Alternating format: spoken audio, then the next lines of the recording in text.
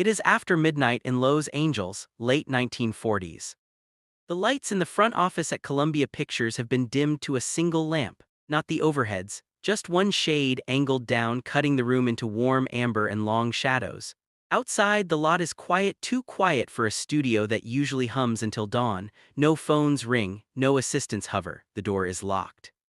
Harry Cohn stands behind his desk, jacket still on, tie loosened but not removed.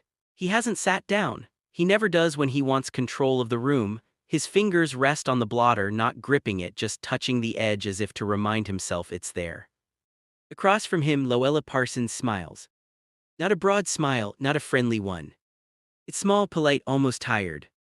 She doesn't sit right away either. She places her handbag on the chair beside her, adjusts the gloves in her hands, and only then looks up at him.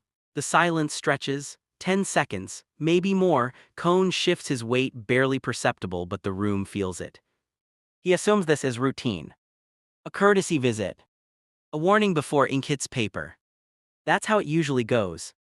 Louella Parsons doesn't ambush studios. She doesn't need to. She lets them come to her. Tonight is no different, at least that's what Cohn thinks. Tomorrow's columns are already typeset somewhere downtown. He expects hints. A suggestion, maybe a request for a favor in exchange for restraint.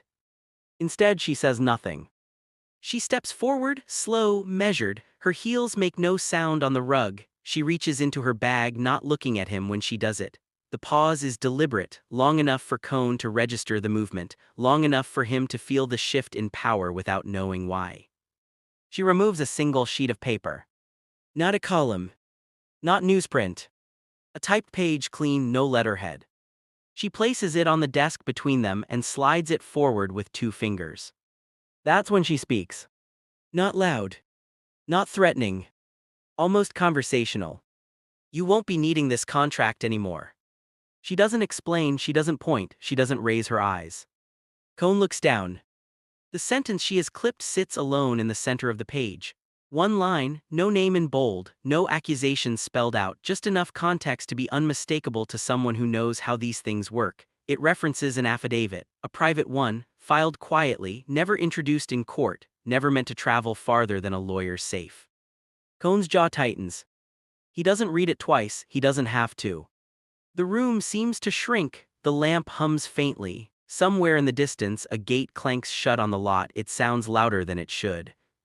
He knows this document, or at least he knows of it. It was handled, buried, settled, paid for in silence, and a quiet train ticket out of town. No publicity, no scandal, clean.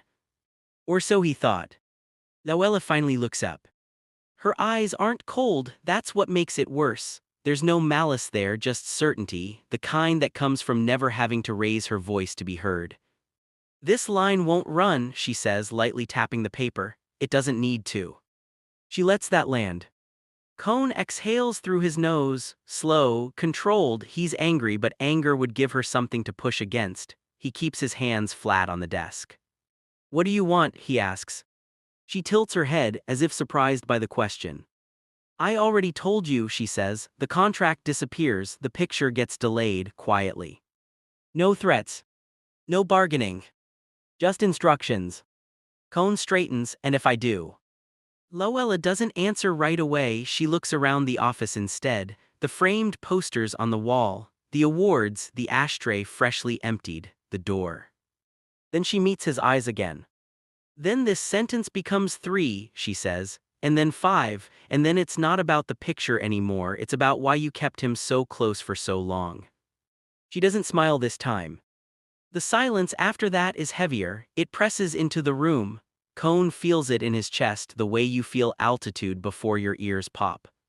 This is the part no one ever writes about, not the scandal, not the downfall. The moment before anything happens, when everything could still be stopped if the right choice is made. Cohn understands something then, something he's avoided admitting for years. Louella Parsons doesn't control Hollywood by printing lies. She controls it by not printing truths. The power isn't the column. It's the restraint. He looks at the paper again. One sentence, that's all it takes, not to destroy someone publicly, but to force a studio to destroy them privately, to erase a name from call sheets, to stall a release, to let rumors do the rest without ever being confirmed. Cohn's shoulders drop a fraction, not defeat, calculation. How quiet, he asks. Luella gathers her gloves. Quiet enough, she says, that no one asks why. She steps back, the meeting is already over. She doesn't wait for an answer, she doesn't need one, she knows the machinery will move the way it always does. As she reaches the door, she pauses, just once. Oh, she adds, almost kindly, you'll want to call legal before morning, there are copies. The door clicks shut behind her. Cohn remains standing. The paper lies untouched on his desk. For the first time in years, he doesn't know who else has seen it. And that uncertainty, more than any headline, is what finally scares him. The office stays lit long after Luella Parsons leaves. Harry Cohn doesn't call anyone right away. He doesn't pick up the phone, he doesn't even sit down. He stands there staring at the sentence on his desk, letting the implications finish unfolding on their own. This is how real pressure works in Hollywood, not with deadlines or threats but with time. With the knowledge that every minute you wait, the circle of people who might know something widens. He finally reaches for the phone, then stops. Not legal. Not yet. Instead, he folds the paper once, neatly, as if it matters. He slides it into his inside pocket close to his chest and walks out into the hallway. The studio corridors are dim at this hour, stripped of their daytime confidence. Doors that usually swing open now sit closed, anonymous. Nameplates gleam faintly in the low light.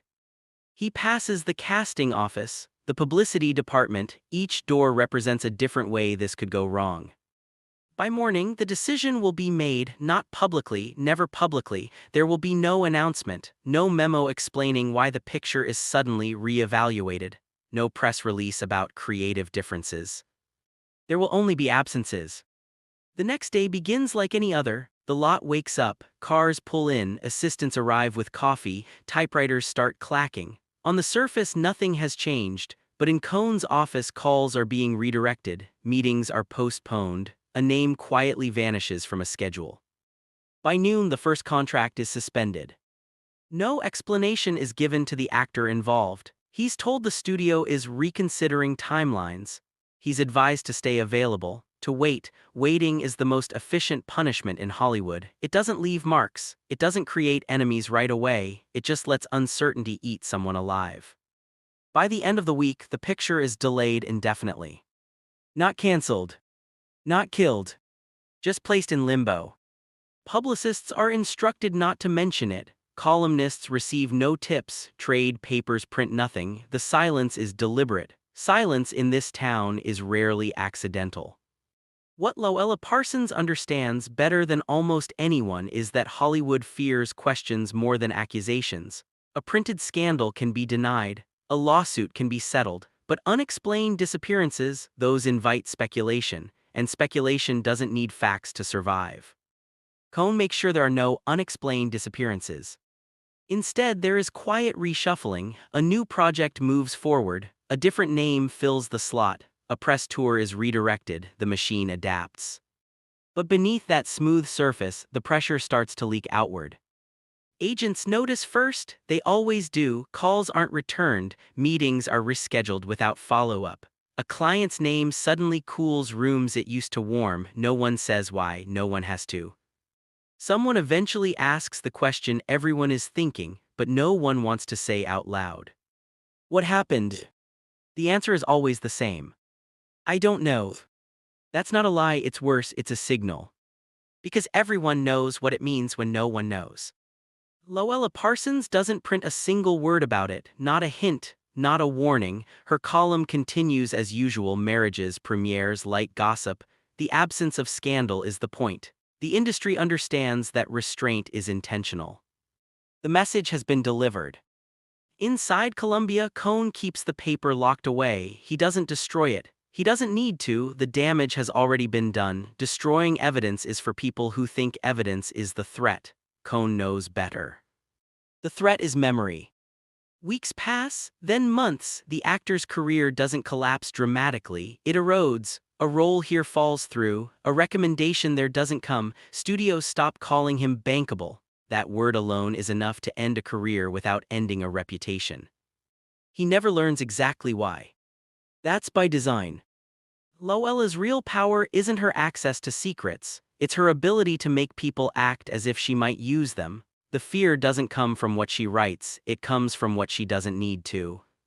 And Harry Cohn isn't the only one watching.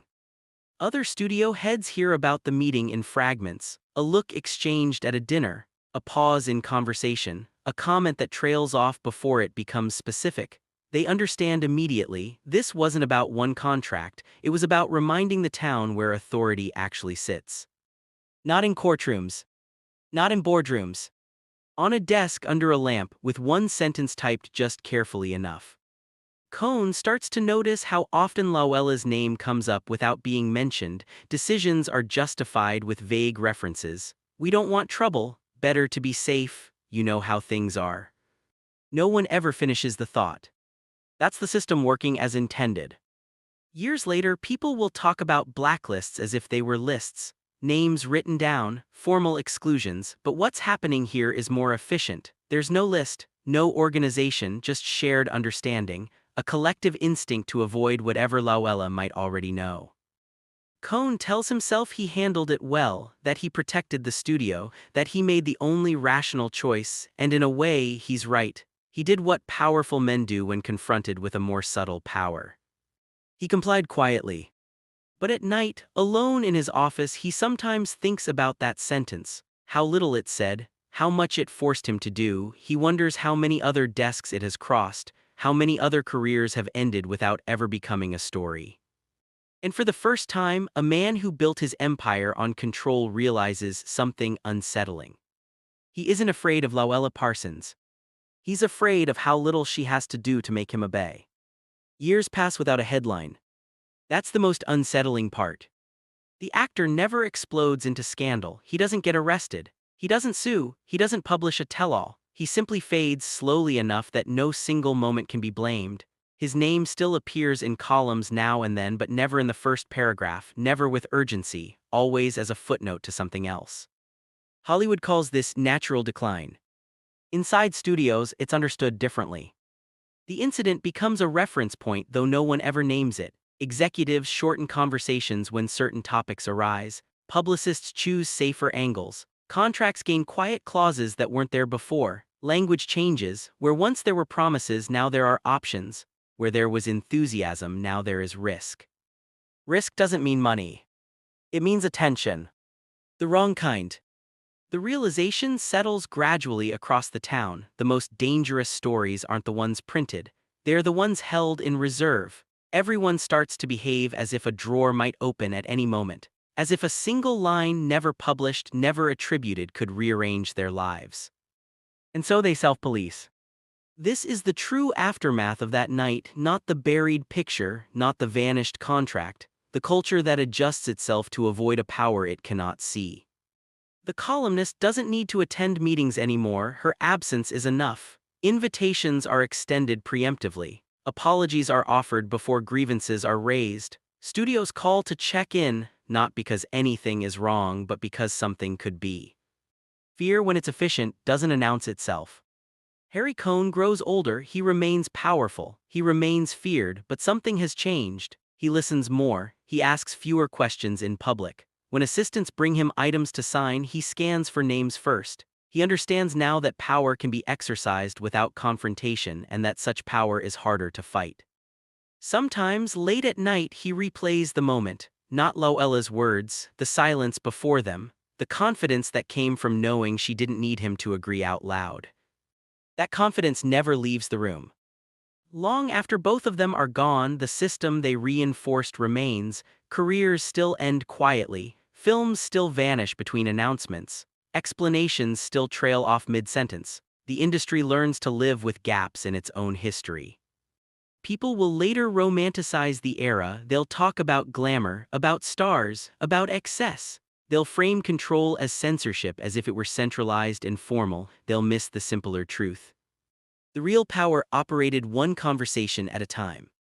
One office. One lamp. One line of text. Nothing illegal had to happen, nothing dramatic needed to occur, no voice had to be raised. The machinery responded because it recognized authority when it felt it. That's why the story never really ended. It didn't need to. It taught everyone watching that silence could be weaponized, and that sometimes the most effective threat is the promise that nothing will be said at all. Hollywood learned that lesson well. And it never forgot.